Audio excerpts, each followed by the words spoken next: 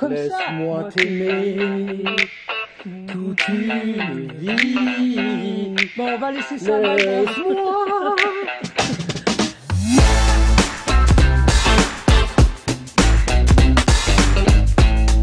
Bonjour, bienvenue dans l'émission Chapeau l'artiste sur TV Néo. Et nous nous retrouvons, nos deux inconnus que nous sommes, Comme chaque mois, voilà, Mila Butis et Cyril Alexis. Et comme d'habitude, nous allons voyager dans le passé, dans les années 60, 70 et 80. Alors aujourd'hui, nous allons évoquer la carrière de Mike Brandt. Et pour commencer, présente-nous le déroulé de sa vie d'artiste. Moshe Brandt, né le 1er février 1947 à Famagoust, colonie britannique de Chypre. Il est décédé, hélas, le 25 avril 1975 à Paris, chanteur-compositeur israélien. C'est en France qu'il rencontre le succès au début des années 70, avant sa mort prématurée à l'âge de 28 ans. Ses chansons les plus connues sont « Laisse-moi t'aimer » en 70, C'est ma prière, 72, Qui saura en 72, Rien qu'une larme en 73, C'est comme ça que je t'aime en 74, et Dis-lui en 75. Alors qu'il chante dans une langue étrangère, Mike Brandt vend dans l'Hexagone environ 15 millions de disques, et seulement 5 ans de carrière. Il fait pas beaucoup, hein. Alors on va écouter un medley de quelques tubes, souvenez-vous, on se replonge dans l'ambiance des années 70, avec monsieur Mike Brandt. Allez, c'est parti. Une hirondelle fait mon printemps. Quand je te vois, qui saura, qui saura, qui saura, qui saura me faire oublier, dites-moi, rien qu'une larme dans tes yeux. Et soudain je réalise, donne un peu de toi, partage avec ceux qui n'ont plus rien déjà. Quelques tubes seulement de sa courte carrière, mais il en manque parce qu'on ne peut pas tout mettre. Mais bon, voilà, quelques tubes qui font plaisir à entendre. Et que tout le monde connaît plus ou moins déjà. Bah, normalement, tout le monde connaît, enfin ceux qui sont à peu près de notre âge. Hein. Voilà. Eh bien, raconte-nous un peu son enfance et ce qui l'a motivé vers la chanson. Alors Moshe parle bien plus tardivement que les autres enfants. Il reste muet de longues années, mais se rattrape plus tard, avec une passion pour le dessin et le chant qu'il affirme très tôt à son entourage. Alors à 11 ans, il est le seul garçon dans la chorale de son école d'un tempérament angoissé. Sa scolarité est erratique. Fort d'un succès local, il est invité à chanter dans les fêtes et les bars. À 17 ans, il rejoint le groupe de son frère cadet Zwei, joueur d'accordéon, The Chocolates, en tant que chanteur principal. Le jeune groupe se produit dans des soirées, des clubs, des cafés ou des hôtels de Haïfa, en reprenant les succès de la musique pop-rock que Moshe chante phonétiquement. Ah oui, parce que là, le problème, il n'avait pas un bon français. Et oui, mais Mike Brandt, à ce moment-là, qui ne connaissait pas bien l'anglais, d'où l'histoire de la phonétique. De plus, l'anglais, lui, il était très présent quand même dans la musique pop, donc il a bien fait. Ça devait être un peu le cirque pour apprendre tout ça. Hein. Ah, il a appris un peu, certainement, mais c'est vrai que ce qu'il affectionnait, la chanson pop-rock, elle venait pas de France, elle venait des États-Unis. Oui, voilà. Donc les artistes qu'il aimait, donc forcément, fais-moi chanter en italien, tu vas voir comment ça va faire. Oui, je préfère pas. Alors, on va en rester français. Un patron de nightclub conseille de mettre le jeune homme, qui semble séduire la clientèle, en avant, et le groupe s'intitule désormais Michael, Sella et les Chocolates. Les Chocolates. Qui offre 150 chansons par soirée. Oui, c'est quand même déjà un bon Moi, je tiendrai répertoire. pas. Hein. Ouais. Donc, Moshe devient peu à peu, après un artiste reconnu dans les grands hôtels israéliens, à la tête de son groupe. Il interprète pour la clientèle internationale, justement, des hits américains de ses chanteurs préférés. Alors, Tom Jones, Elvis Presley, Frank Sinatra, Aretha Franklin quand même, les Platters. Il est amateur de jazz et sa voix de crooner le sert. Il commence avant tout avec des reprises des succès du Festival de San Remo, Dès 1965, il se fait appeler Mike, ce qui sonne plus américain. Oui, ça c'est sûr. Hein. Évidemment, Mike correspond mieux au style du groupe et surtout aux reprises des grands chanteurs américains qu'il affectionnait. Évidemment, oui. Moshe, ça parle pas très américain tout ça. Hein. Alors en 1968, il entre comme chanteur dans la célèbre troupe de chanteurs et danseurs israéliens du grand musical d'Israël, l'Akad Carmon, dirigé par le chorégraphe Jonathan Carmon, qui a découvert la voix et le charisme du jeune Mike, dont il perçoit le potentiel. En hiver 1968, à l'hôtel Hilton, réputé à Téhéran, en Iran, où il enchaîne tous les soirs plusieurs dizaines de chansons. Eh oui. Et dis-moi, c'est à ce moment-là que son destin se dessine. Il me semble qu'une des chanteuses françaises l'a repéré. Voilà exactement, le 17 mai 1969, la voix, le sourire et le charme de Mike Brandt interpellent la chanteuse Sylvie Vartan et son secrétaire Carlos, car elle venait de chanter par là-bas, etc. Et donc elle est allée dans une soirée et elle est tombée sur le fameux Mike Brandt. Moshe Brandt. Oui, Moshe Brandt, qui était quand même un beau jeune homme, on peut pas dire, la nature l'a bien soigné. Mais dis-moi, tu parles bien de Carlos, le chanteur Carlos ? Oui, qui est dans un rôle de secrétaire, parce qu'il a commencé comme secrétaire et accompagnateur de Sylvie Vartan, de Johnny Hallyday, etc.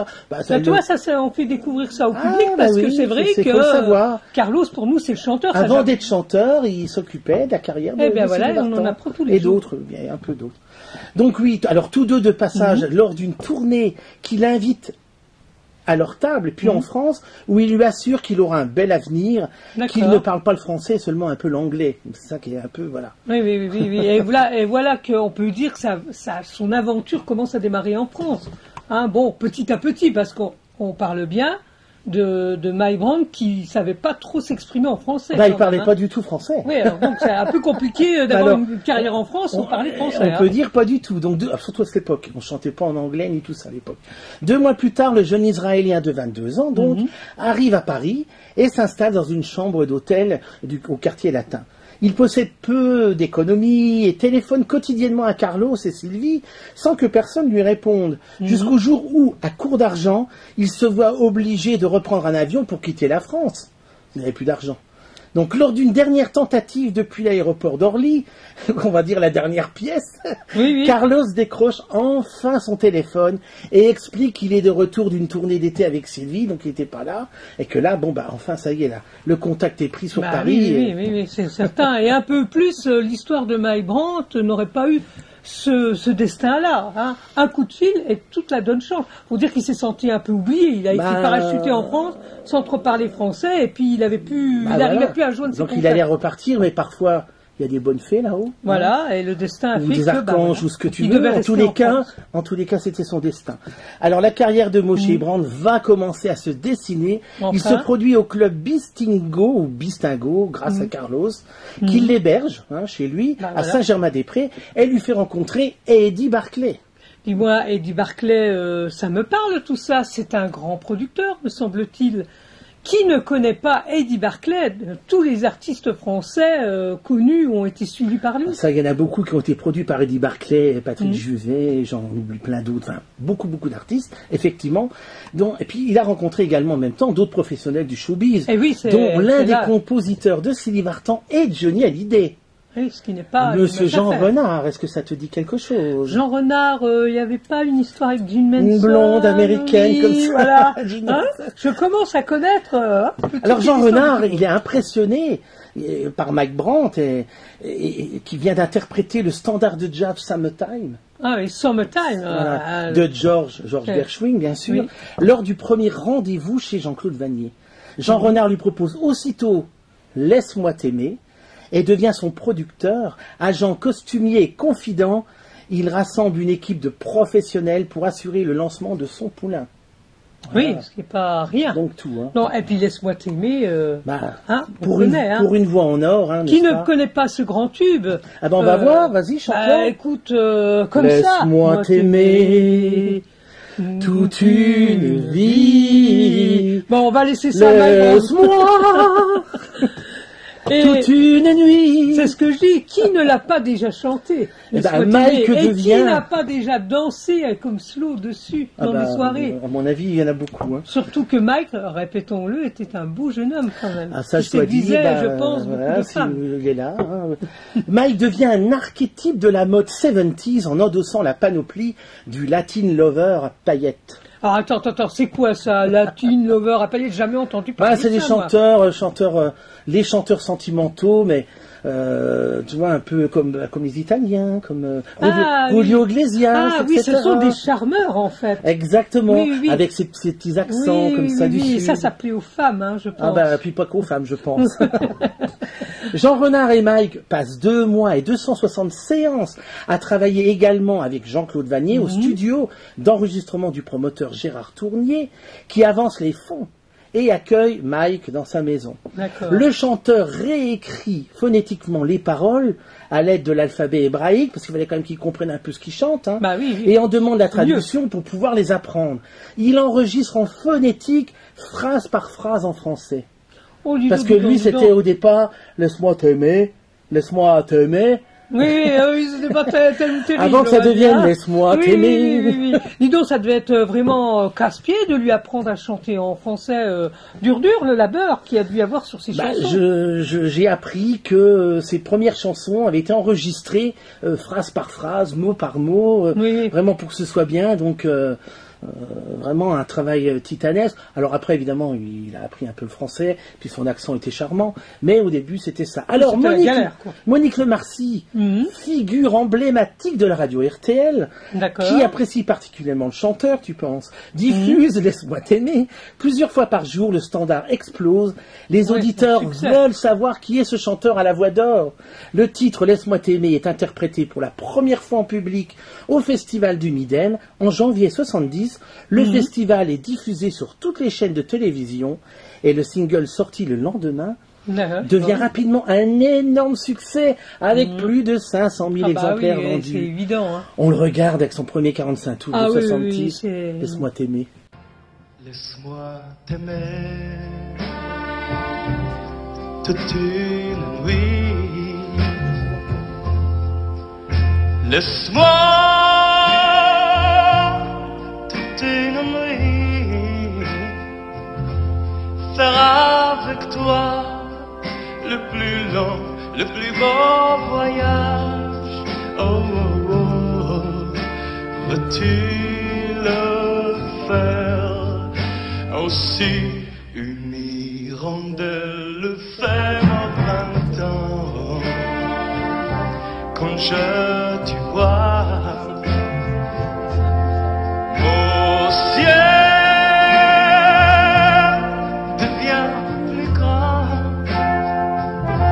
Je prends ta main, alors je sens que j'ai pour toi. Oh, oh, oh, oh. L'amour au bout des doigts. La feuille qui grandit a besoin de lumière et le poisson meurt sans l'eau de la rivière. Alors, ça y est, on peut dire que là, Mike Brandt était connu en France. Absolument. Le 28 octobre 1970, il sort Mets dans la lumière et remporte le Grand Prix RTL. Oui, bah ça, mais dans la lumière, Alors... je peux pas dire que je connais ça. Mets dans la lumière.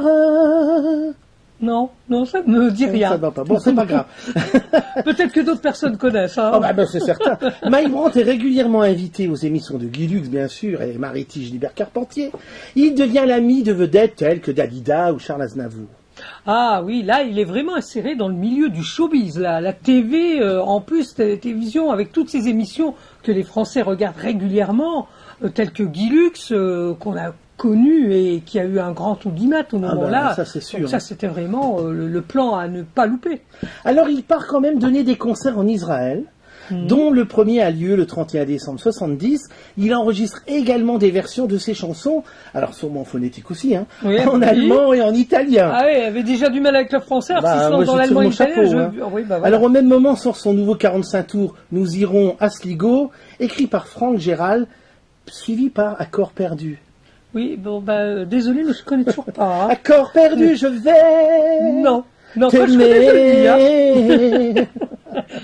Mais bon, Mike Brandt reçoit alors des propositions de cinéma, mais ne donne pas suite afin de ne pas se disperser dans une carrière d'acteur, alors qu'ils ne se sont pas encore aguerris dans celle de chanteur. Hein. Oui, ça c'est sûr, mais regarde, c'est quand même un beau mec. Moi, je pense que dans le cinoche, il aurait fait quand même un beau succès. Ouais, c'est la chanson qui a primé. Hein. Bon, voilà. Il a fait son choix, on va dire. Hein. En tous les cas, en octobre 71, Dalida propose à Mike de faire la première partie de son spectacle à l'Olympia, alors qu'il préférait jusqu'alors se produire en province. Ne se sentant pas prêt pour se lancer à Paris, il rencontre pour la première fois le public de la capitale, bien sûr, le 23 novembre 71, et s'y produit pendant 15 jours au cours d'une performance de 40 minutes, où il alterne chanson et imitation. C'est quand même une belle aubaine, hein, je pense, hein, d'être juste dans la première partie de Dalida. Et imitation. Et voilà. Et alors, imitateur, alors là, tu me dis, mais c'est nouveau, mais oui. J'ai jamais vu dans ce rôle-là, et toi, tu l'as déjà vu imiter? Je l'ai vu même à la télé, où il imitait Jerry Lewis, enfin des... Ah oui, ça devait donner. Hein. Des standards américains. Non, mais c'était il aimait la vie, c'était un rigolo, hein, comme je peux pas croire. Et donc, 40 minutes, il n'avait pas assez de chansons pour faire l'Olympia 40 minutes. Ah oui, alors donc il mettait il a pris ses chansons et puis il a fait ça et puis voilà. Ah oui, bon après, alors il recevra hélas de mauvaises critiques par rapport à ça, ce qui descendra en piquer le succès naissant du chanteur qui voulait assumer cette première partie contre l'avis de ses producteurs. Mais enfin, difficile de refuser à Dalida quand même. Hein. Oui, d'accord, mais je pense qu'il aurait dû s'en tenir à son rôle de chanteur, la preuve. Oui, mais il n'avait pas 40 minutes. Il fallait qu'il chante 40 minutes. Quand on essaie de boucher les trous avec du n'importe quoi... À mon avis, il aurait dû chanter ces standards qu'il chantait en Israël. Oui, ça aurait peut-être mieux passé. Les standards, des chanteurs qu'il affectionnait, comme Elvis Presley, etc. Je pense que ça aurait mieux passé avec ses chansons. Oui. Enfin, c'est lui, nous c'est nous. Hein. Voilà, exactement. Alors Jean Renard et Vanier se séparent alors de lui, d'autant que son dernier disque, Une fille à aimer, ne connaît pas le succès escompté. À la même époque, il part en tournée avec la chanteuse Esther Gallin. Il travaille ensuite avec le parolier Michel Jourdan, très connu, et le producteur Charles Tallard, très connu également, et sort la chanson Qui saura, en avril 72, une reprise de... Que Sarah. Merci. Encore un truc italien, hein, un titre italien repris en France. Mais je crois ça devient une habitude. Dans les années 70, ils sont beaucoup à l'avoir fait. Donc surtout avoir repris des titres de Toto Cutugno, etc. De Toto Cutugno. Merci Cutugno. De Jimmy Fontana pour le festival de Sanremo de 71. Donc, Sanremo en Italie. Donc Jimmy Fontana, donc c'était la version originale, hein, voilà. Qui devient rapidement numéro 1 des hit parades francophones et se vend à plus de 800 000 exemplaires. Mike Brandt dépasse alors Claude François. Oh là là là au référendum annuel organisé par le fanzine Hit Magazine. Donc, à mon avis, Claude ne veut pas être très content. Oui, en tout cas, on a l'impression que c'est une vraie course au succès. Hein. Pire que les 24 heures du Mans, et vas-y, un coup c'est moi qui passe devant, un coup c'est l'autre. Donc, je pense que Claude François, de temps en temps, redoublait, lui repassait devant. Tu sais, dans ces années-là, c'était un peu leur chacun lançait son poulain ou sa pouliche. Oui. Et puis voilà, un coup c'était l'un qui était numéro 1, un jour c'était l'autre, etc. En tous les cas, tout un univers, plein de souvenirs de tous ces chanteurs justement de variété de ces années 70, de ces années 70 qui avaient des belles voix et qui étaient tout aussi beaux à l'écran. Alors il se met, donc bien sûr, Mike Brandt alors a composé et publie C'est ma prière. Ah, connu aussi. C'est ma prière. Je viens vers toi. Sa première composition sur des paroles de Richard Steff, qui se classe en première position des hit parades français et wallons pour la Belgique, dépassant à nouveau les 800 000 ventes. On écoute son tube de 72, Qui saura. Version française. Qui saura, qui saura, qui saura, qui saura me faire vivre notre joie. Je n'avais qu'elle sur terre et sans elle, ma vie entière. Je sais bien que le bonheur de Christ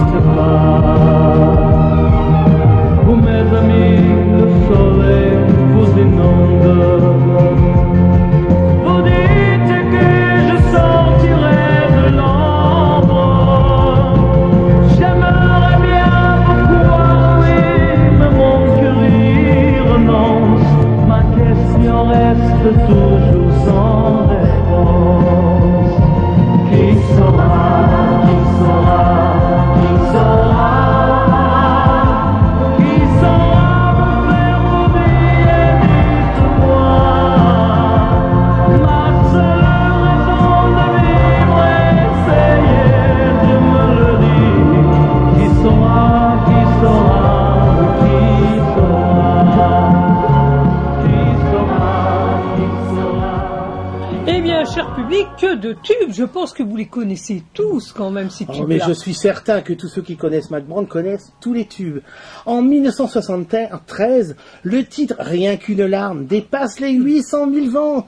La même année, Tout donné, tout repris s'écoule à plus de 400 000 exemplaires. Que de succès, en 1974, C'est au tour de Viens ce soir, C'est comme ça que je t'aime, On se retrouve par hasard. Et qui pourra te dire de connaître le succès? Donc beaucoup de succès. Classé parmi les chanteurs à minette. Ah, qu'est-ce que tu prénommes chanteur à minette? Alors les chanteurs à minette, c'est les chanteurs où les adolescents mettaient les posters dans leur chambre de leur chanteur préféré ou de leur chanteuse. Donc qui tombaient sous les et donc charmes, du Patrick Juvet, du François Valéry, du Frédéric François, du Coclo, voilà. Ringo, Mac Brand, enfin voilà, etc. Il y en avait beaucoup et pour les chanteuses du Sheila, du Karen Cheryl, etc., voilà. etc. Et du Gene Manson Donc, et de tout ce que tu veux. Les Et du petites Vartan. minettes. Ça me rappelle quelque chose. Ça me rappelle quelque chose. Rappelle-toi Minette, c'est ton jour de fête. Oula, C'est c'est Patrick encore Juvet. plus sur ça. Alors il multiplie les tournées, donnant plus de 250 galas en 73 et 70 galas pendant l'été 74. Oula, c'est un sacré Donc programme. la même ça, hein. année, Ouais. il se rend en Israël pour soutenir le moral des soldats de son pays confrontés à la guerre de Kippour, oui, je pense qu'on dit comme ça, Kippour, en oui. chantant devant eux et en donnant son sang devant les photographes. Comme quoi, il était oui, solidaire. Voilà, il voulait montrer sa solidarité. Absolument. Alors en 1974, Mac Brand, épuisé par le rythme de sa carrière, affecté par la guerre dans son pays, Oui. il est revenu changé, traumatisé de son voyage, hanté par le spectre de la Shoah, qui a décimé une partie de sa famille d'ailleurs. Il Oui. fait un séjour dans un hôpital de repos à Genève, Ouais. conseillé par Johnny Hallyday, où on lui diagnostique une dépression. Bon. Il ressent alors son succès comme une imposture frustrante. Alors qu'il préfère l'anglais et le jazz, la majorité de son répertoire est composée de chansons mièvres, voilà, sur les textes desquels il a peu de pouvoir. Hein. Le français étant une langue qu'il maîtrise mal de toute façon. Donc régulièrement assailli par ses groupies, il craint d'être une cible comme les athlètes israéliens assassinés par des terrorismes palestiniens aux Jeux Olympiques d'été de 1972. Tu vois, il avait peur, ça lui faisait peur. Après le public, tout ça, il avait peur d'être une cible. Mais Enfin, dis-moi, voilà, il en a fait une psychose. Bah voilà, mais le succès commence à lui peser assez fortement, apparemment, et pas forcément dans le bon sens de ce que je vois. Arrivera-t-il à se relever? Parce que là, il est plutôt était dans la pris dépression. dans un hein. engrenage de succès, de choses. Il n'était pas préparé à ça. Il a perdu finalement. peut-être des membres de sa Puis famille. il était a encore, subi des épreuves. puis il on était va encore dire. jeune. Hein, Oui, quand oui, même, c'est hein. vrai. En tout cas, la rencontre avec le producteur, alors là son nom, Simon Weinstraub, en 74, n'est pas à la hauteur de ce qui lui a été promis. Alors arnaque, abus, détournement de fonds, le chanteur se sent trahi, avec raison par un entourage professionnel qu'il considérait comme une famille de substitution. Faut pas oublier qu'il est tout seul à Paris. Hein. Rêvant de fonder, lui, une famille et vivre à la campagne, entouré d'enfants et d'animaux. Il vit également une grande déception amoureuse par la rupture de sa compagne danoise, hôtesse de l'air, qu'il avait rencontrée voilà, sur un vol. Décidément, rien ne s'améliore de ce que je vois. Et sur son chemin d'artiste, il devient un peu chaotique, hein, entre dépression. Là, est-ce qu'il continue à faire du succès Ah oui, du succès, le public, ça voilà, pas de enfin, problème. lui, en tant Après, que personne, il n'était pas vraiment bien. Il y avait des chansons qui marchaient mieux que d'autres. Bon, voilà, c'est sûr que on peut pas, ça marche pas à tous les coups. En tous les cas, lors d'un concert en mai 74, il quitte la scène après la 4e chanson, laissant 4000 spectateurs médusés. Quelques jours plus tard, à Cambrai, il brise le miroir de sa loge d'un coup de poing. Donc oui, c'est pas très fair-play tout ça. Oui, je pense qu'il est tombé dans la dépression. Oui. Il était vraiment pas bien. En tous les cas, nous, on regarde le titre de 74. C'est comme ça que je t'aime. Là, il n'y a pas à dire. Hein, il ne maîtrise vraiment plus rien. Ça sent pas très bon tout ça. Hein. Et pourtant, et malgré tout, ce titre a remporté vraiment un gros succès. Très hein, gros on est bien succès, d'accord. Hein. bien sûr. Oui, bah, évidemment. En tout cas, le 22 novembre 1974, Mike Brandt fait une première tentative de suicide en se jetant du 5e étage de l'Hôtel de la Paix à Genève. Ah bah tu vois, hein, je me trompais pas beaucoup. Hein. Quand je parlais de destin qui virait plutôt à une chute, comme d'autres artistes connus, victimes de leur succès et d'une certaine pression dont ils n'arrivent pas à faire face. Cela se termine bien souvent par des suicides. C'est vrai qu'il y a des histoires, voilà, c'est très compliqué à cette époque-là, enfin bon bref. En tout cas, une rumeur se répand alors, selon laquelle il serait resté bloqué aux rambardes du 3e étage, accroché par le talon d'une de ses chaussures, qui aurait freiné et arrêté sa chute. Ben, tant mieux. Il en ressort avec un traumatisme crânien, une double fracture de la jambe, à son arrivée à l'hôpital, où il restera 2 mois. Il a un moment de délire, croyant être dans un camp de concentration. Donc oui. Donc, entre la dépression et puis le côté physique des choses... Alors, d'après les confidences que Mike Brandt aurait faites à Dalida, et le témoignage du concierge de l'Hôtel de la Paix, il était excédé par son nouveau producteur, Simon Weinstraub, là, qui ne lui offrait ni les royalties, ni la carrière internationale pour lesquelles il avait signé un contrat le 1er juin 1974.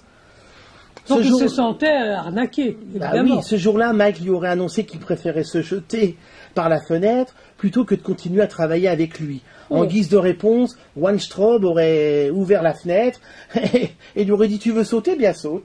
Oui, et puis alors lui, bête, il a fait le saut de l'ange, on va dire ça.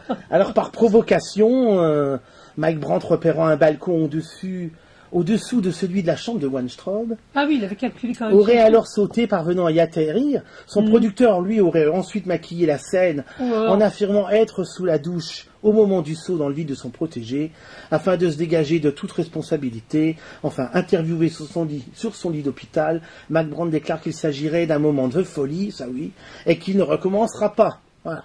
Oui, c'est une sombre histoire, hein, tout ça. Mais enfin, bon. Enfin, c'est comme ça, moi, on n'est pas là pour juger, hélas, mais... Exactement. Voilà. Après sa convalescence, Mike Brandt doit se remettre au travail, parce que son contrat l'engage à sortir plusieurs 45 tours par an, et à en assurer toute la promotion. Mike Brandt suit ce mouvement sans encadrement psychologique, ni médication thérapeutique, donc il ne se fait pas soigner. Ah oui, en plus, donc tu vois un peu le truc. Ah, c'est une sacrée époque hein, quand même. On sortait des 45 tours comme des petits pains, c'est pas comme aujourd'hui. Hein. Mais alors, bon, quelle pression derrière tout ça, parce qu'il fallait quand même les sortir, ces 45 tours. Et est-ce qu'il va rebondir ou est-ce qu'il va sombrer dans ces démons? Alors je vais t'en parler dans un moment, mais justement, je vais bifurquer sur les 45 tours. Vous voyez, il y a un superbe coffret, là, qui est sorti, qu'on peut encore trouver dans le commerce, avec tous les 45 tours qui ont été remis au goût du jour. Oui, c'est des formats d'aujourd'hui. Regardez, c'est pas magnifique, son premier, etc. Enfin, tout jusqu'au dernier, avec des bonus. Dire que les succès, il y en avait. Voilà, hein, tous les 45 tours, tu vois, ils sont là comme des petits pains. Comme des petits pains, voilà. Et avec des bonus où ils chantent en israélien ses débuts. Alors n'hésitez pas. Et puis des lives, donc si vous le trouvez, très bon coffret, prenez-le. Voilà. Écoutez-le. Alors, je reviens donc au printemps, 75, il enregistre, dit lui, adaptation française du succès Feelings de Maurice Albert et de Loulou Gasté, une chanson composée en 1957 par Loulou Gasté justement. Mike se rend au studio le jeudi 24 avril 75 et croise par hasard Jean Renard, avec qui il souhaite retravailler. Tous deux prennent rendez-vous pour le lundi suivant, très heureux d'envisager de nouveaux projets à nouveau ensemble. Oui, ça lui reboostait.